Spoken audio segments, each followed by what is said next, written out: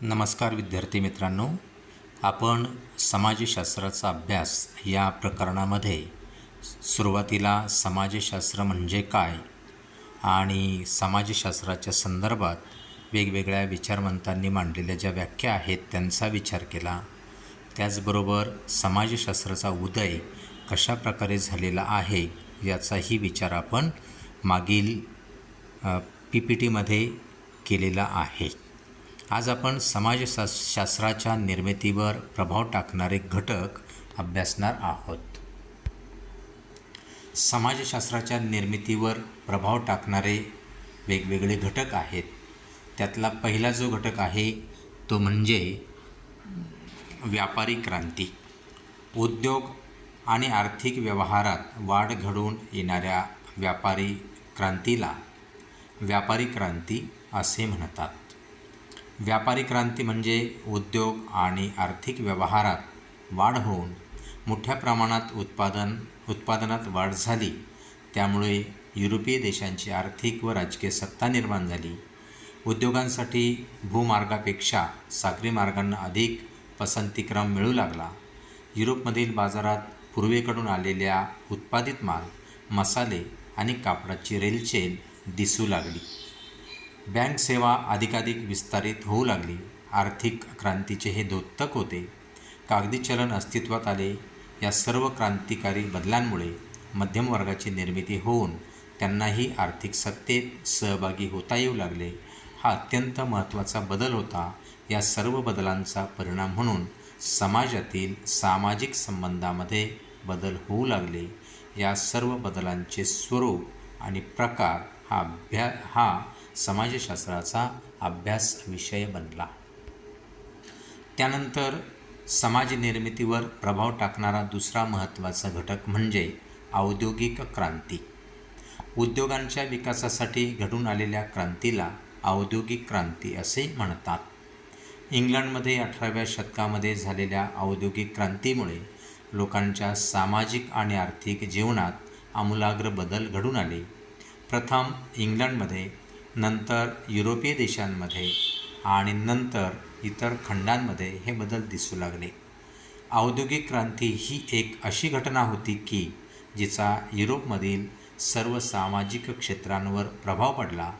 औद्योगिक क्रांतीमुळे अनेक नवनवीन साधने, यंत्रे व तंत्रज्ञानात सुधारणा होत होत्या. त्यामुळे मोठ्या प्रमाणावर वस्तूंचे उत्पादन होत होते.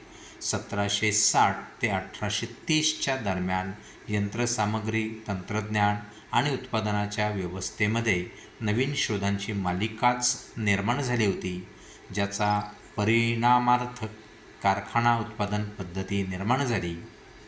या आर्थिक बदलांमुळे सरंजामशाही मागे पडून भांडवलशाही पद्धती निर्माण झाली. भांडवलदारांचा नवीन वर्ग निर्माण झाला. त्यांनी औद्योगिक व्यवस्था आपल्या नियंत्रणात ठेवली. औद्योगिक क्रांतीमुळे समाजात मोठा बदल झाला. जुन्या घरगुती उत्पादित वस्तूंकडून नव्या यंत्रोत्पादित वस्तूंकडे वाटचाल सुरू झाली. अशा प्रकारे औद्योगिक क्रांतीचा संपूर्ण समाजावर खूपच प्रभाव पडला होता. अशा प्रकारे समाजाच्या किंवा समाजशास्त्राच्या निर्मितीवर एक परिणाम करणारा सर्वात महत्त्वाचा घटक म्हणजे औद्योगिक क्रांती होय. त्यानंतर समाजशास्त्राच्या निर्मितीवर प्रभाव टाकणारा तिसरा महत्त्वाचा घटक म्हणजे फ्रेंच राज्यक्रांती. समाजशास्त्राच्या निर्मितीसाठी महत्त्वपूर्ण ठरलेला घटक म्हणजे 1789मध्ये फ्रेंच राज्यक्रांतीने सुरू केलेली राजकीय क्रांतीची मालिका होय. प्रामुख्याने फ्रेंच समाजात निर्माण झालेल्या अव्यवस्था व अराजकतेमुळे या काळातले अनेक विचारवंत अस्वस्थ झाले होते. समाजाचे पुनर्संघटन करण्यासाठी काही विचारवंत एकत्र आले होते. 18व्या व 19व्या शतकातील राजकीय क्रांतीमुळे समाजात जे अराजक व असंघटन निर्माण झाले होते ते दूर करून समाजाची नव्याने घडी बसविण्याचा प्रयत्न त्यांनी केला. सामाजिक व्यवस्था हा शास्त्रीय समाजशास्त्राच्या जिव्हाळ्याचा विषय बनला. यातच ऑगस्ट कॉम्ट आणि एमिल डर्कहाइम यासारखे विचारवंत अग्रगण्य होते. सन 1789मध्ये झालेली फ्रेंच राज्यक्रांती हा स्वातंत्र्य आणि समता यासाठीच्या मानवी लढ्याच्या इतिहासातील मैलाचा दगड ठरला. यामुळे सरंजामशाहीचा अंत होऊन नवीन समाजव्यवस्था अस्तित्वात आली. या क्रांतीमुळे फक्त फ्रान्समध्येच नाही तर संपूर्ण युरोपमध्ये दूरगामी बदल झाले.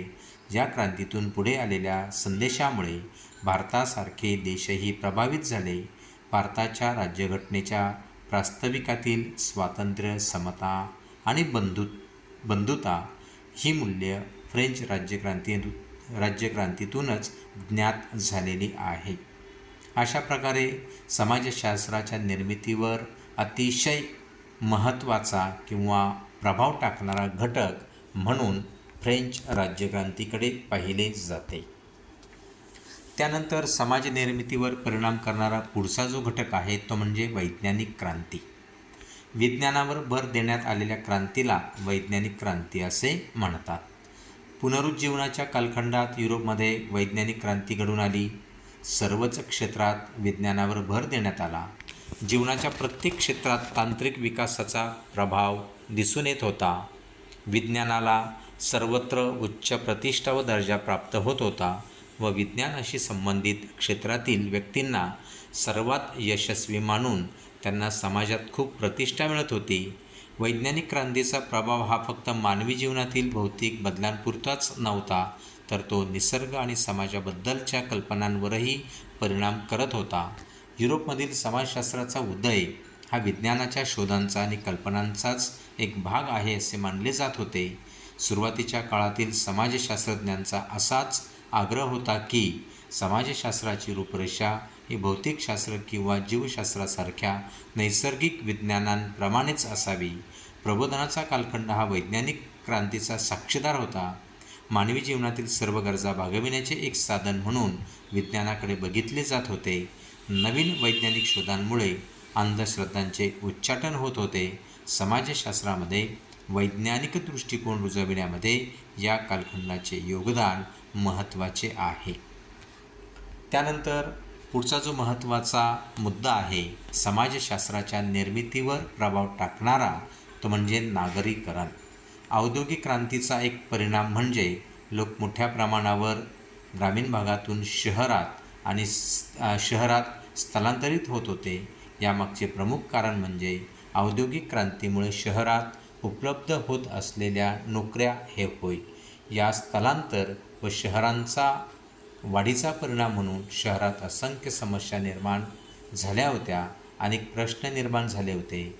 अतिरिक्त गर्दी, प्रदूषण, वाहतूक, आरोग्यविषयक प्रश्न, झोपडपट्ट्यांची वाढ इत्यादी.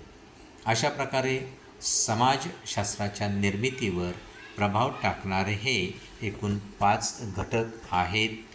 धन्यवाद.